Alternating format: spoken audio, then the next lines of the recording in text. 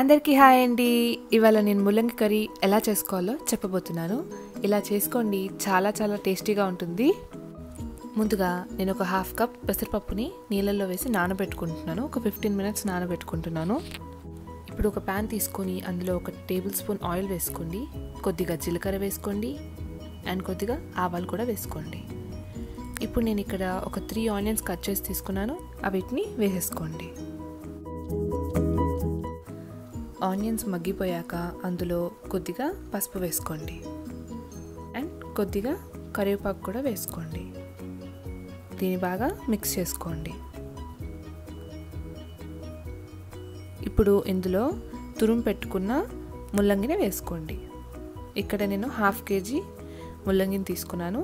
దీన్ని బాగా మిక్స్ చేసుకోండి.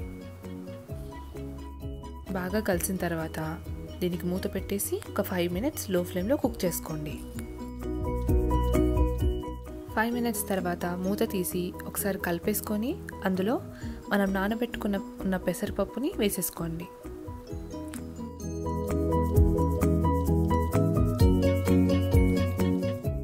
దీన్ని బాగా కలుపుకోండి. బాగా కలిసిన తర్వాత దీని మీద మూత పెట్టేసుకొని మరో 5 మినిట్స్ లో ఫ్లేమ్లో కుక్ చేసుకోండి.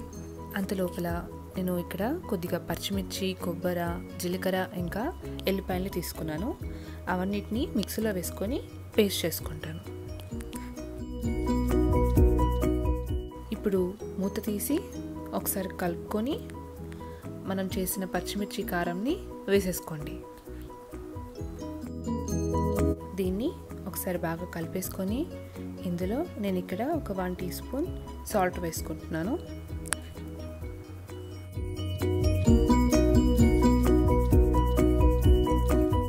సాల్ట్ వేసిన తర్వాత ఒకసారి బాగా కలిపేసుకొని మళ్ళీ మూత పెట్టేసుకొని లో ఫ్లేమ్లో ఒక 3 to 4 మినిట్స్ కుక్ చేసుకోండి.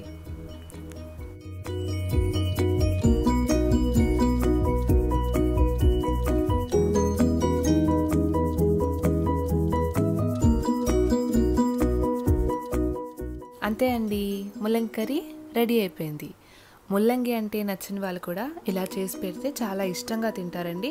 ఒకసారి ట్రై చేసి చూడండి, చాలా చాలా బాగుంటుంది.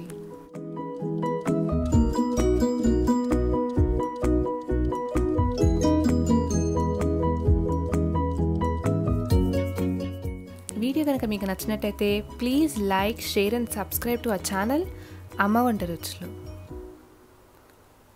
Thank you.